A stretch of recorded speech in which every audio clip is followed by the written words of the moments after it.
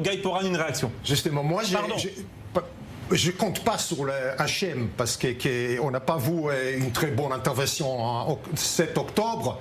Par contre, je compte sur le fait qu'Israël a des moyens nucléaires et pour ça, Iran, même si jamais ils vont arriver d'avoir la bombe, ils n'ont toujours pas les missiles pour relancer, mais ils savent très bien qu'Israël a des moyens deuxième coup. Ça veut dire que même si on est là, il n'y aura plus Iran.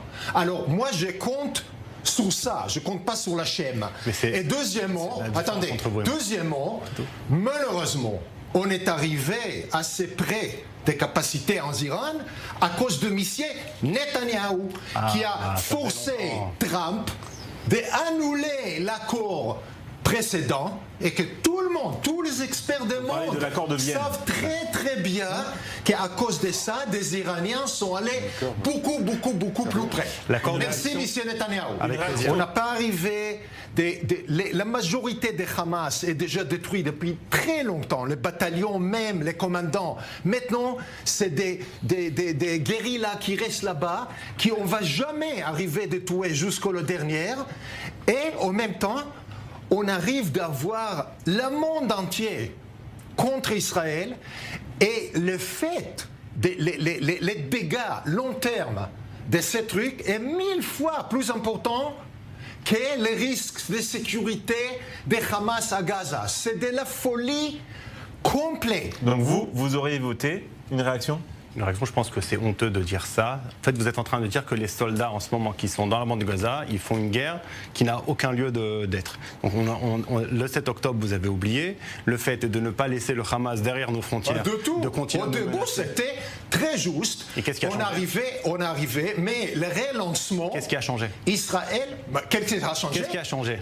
Israël est arrivé d'avoir un accord avec le Hamas pour avoir les otages. Israël a décidé, c'est Bibi Netanyahou qui a signé cet accord, et les seules raisons pour lesquelles il a jeté aux poubelles, c'est parce qu'il a été donné un ultimatum par ton patron Smotrich. Guy Poran.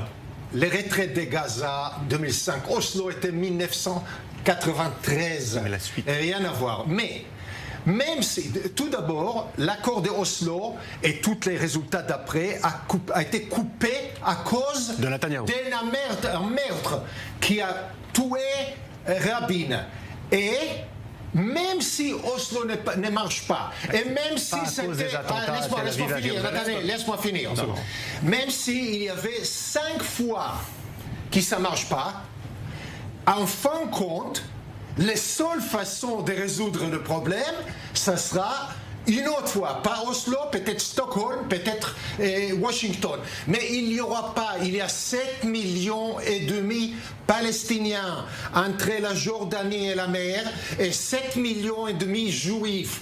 Ni l'un ni l'autre vont aller nulle part. Alors même s'il faut faire 5 fois des erreurs de Oslo, et ça marche pas, en fin de compte, ça sera ou de tuer et d'avoir des sangs tout le temps, ou d'avoir pour une fois un Oslo qui marche. Non, tu laisses-moi aller 15 minutes et moi j'arrive pas à le faire le poids. Rapidement, je vous annonce rapidement.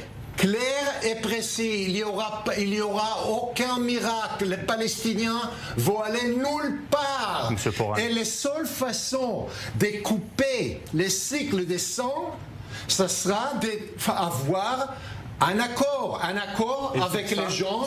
On ne peut pas avoir 7,5 millions de personnes sans droite politique. Ça, c'est une rêve, fantaisie des gens messianiques comme vous, monsieur. Votre fantaisie à vous, c'est de prendre le Moyen-Orient pour un laboratoire, de croire qu'on va faire toujours la même chose et qu'on va avoir un autre résultat. Mais c'est vous qui faites la même chose. Non. C'est vous qui faites la guerre, ou une autre guerre. C'est vous qui faites la même chose. Stop.